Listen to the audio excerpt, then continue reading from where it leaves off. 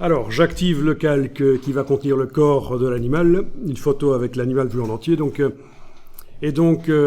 Ici, image variable définir. Oui, on pourrait même rester dans la boîte et passer d'un calque à l'autre par ici. Enfin voilà, je suis sur le calque corps. C'est encore du remplacement de pixels. On va faire remplir juste pour la forme, je veux dire, mais normalement ça ne va pas servir parce que les images vont avoir le même nombre de pixels. Donc, je vais appeler la variable va s'appeler corps, pas en majuscule. Je vais faire la même chose que le nom du calque. Voilà, voilà. Ensuite, ceci, ça va être le titre. Donc on active le calque qui concerne le titre et image variable définir. Et alors ici, c'est du remplacement de texte. Bah oui, il ne fait pas de remplacement de pixels puisque c'est un calque texte. Et je vais l'appeler titre. Bah oui, je ne vais pas l'appeler le tigre puisque... voilà, là il faut quand même un peu réfléchir. Voilà. Comment j'ai appelé au fait le... Ah oui, il s'est appelé le tigre, là, le calque. Oui. Voilà, ok. Ça va? En fait, le calque, ici, texte a pris le nom du texte. Donc je peux le renommer. Titre, voilà. Donc si je vais voir, calque titre, nom de la variable titre, remplacement de texte, parfait, ça devrait marcher. Ici, le dernier calque. Le dernier calque, je vais l'appeler description. Voilà. Il est activé, je vais dans image, variable, définir. Je suis bien en train de modifier, de définir la variable pour le calque description, donc ça va être du remplacement de texte. Et je vais donner à la variable le nom description. Voilà. Ok. Et là, vous pouvez enregistrer votre document Photoshop. On peut dire qu'au niveau du design, c'est bon. C'est très pauvre, mais enfin, on n'a pas le temps de faire un design génial. Sinon, voilà, on passe à côté de ce qui nous intéresse, c'est de comprendre comment fonctionnent les variables.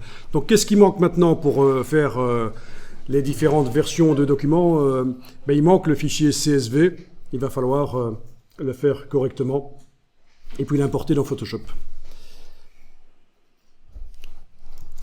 Donc, si vous voulez, ce serait une bonne idée d'utiliser le fichier que je vous ai fourni en tant que base de départ. Donc, voilà, ici, il y avait le fichier ici. D'accord ? Faites-en une copie. Pour faire une copie sur le Mac, on enfonce sur le Mac, on enfonce la touche Alt pendant qu'on déplace le fichier. Voilà. Voilà, voilà. Donc on a le fichier CSV. Alors le fichier CSV, si je reviens dedans, si je vous demande de démarrer de ça, c'est parce qu'il est très facile qu'il ne fonctionne pas en fait. Déjà, pour que ça fonctionne dans Photoshop, sur le Mac en tout cas, il faut laisser une ligne vide entre les différentes entrées. Donc c'est pour ça qu'il y a une ligne vide. Si vous la supprimez, ça ne marche pas. Photoshop ne saura pas interpréter le fichier. Ensuite, si vous avez du texte, il y en aura forcément du texte qui contient une virgule, il faut faire en sorte que ce ne soit pas considéré comme un séparateur de valeurs. Et pour ça, on le met entre guillemets. C'est ce qui a été fait ici. D'accord ? Si j'avais... comment dire ? Oui, je vais mettre là. Si j'avais dans le texte des guillemets, ça peut arriver, ce genre-là.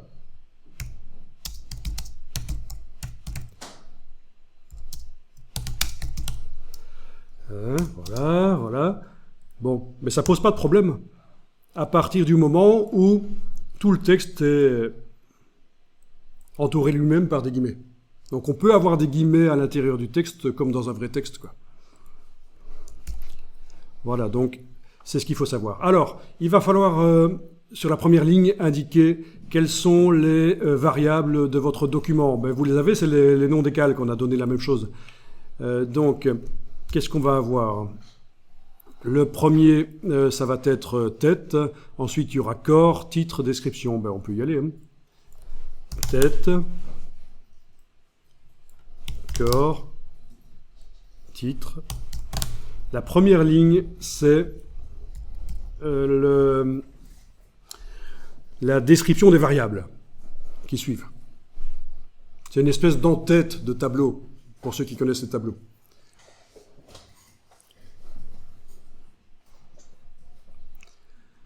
Ensuite, la deuxième ligne, ça va être le premier jeu de données, le premier ensemble de données.